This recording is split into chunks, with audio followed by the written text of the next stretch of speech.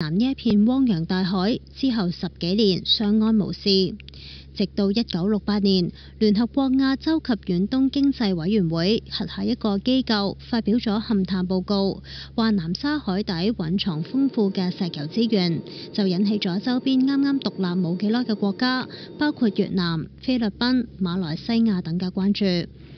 其中同中國就南海問題爭拗最多嘅係老朋友越南。越南一直都宣稱擁有西沙同南沙嘅主權。佢哋將呢兩個地方分別叫做黃沙同埋長沙。越南政府亦都拎出唔少嘅歷史文獻，話證明由17世紀越南阮朝開始，越南人已經喺南海有大量嘅活動。受到法國殖民統治嘅時候，亦都係一樣。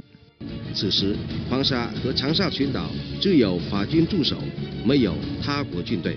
越南當局一直都認為佢哋傳承擁有南海嘅主權，唔認同中國九段線嘅主張。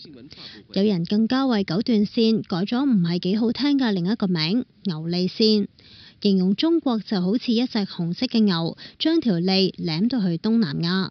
舌尖上嘅南沙群島，正正就係目前南海局勢最複雜嘅地區。主權誰屬，除咗鬥時間早有人，仲有另一個準則。1994年，聯合國海洋法公約生效，東南亞多個國家都以此爭取主權。公約定義出領海、毗連區、專屬經濟區同埋大陸架嘅概念。沿海國領海嘅闊度係12海里，往外擴展12海里就係毗連區，海岸線對出200海里就係專屬經濟區。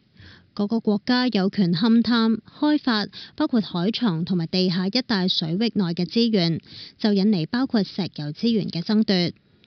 南海周邊國家就係以200海里專屬經濟區嘅概念提出主權訴求，因為按呢一個準則，南沙大部分嘅島礁都喺佢哋專屬經濟區之內，部分更加互相重疊。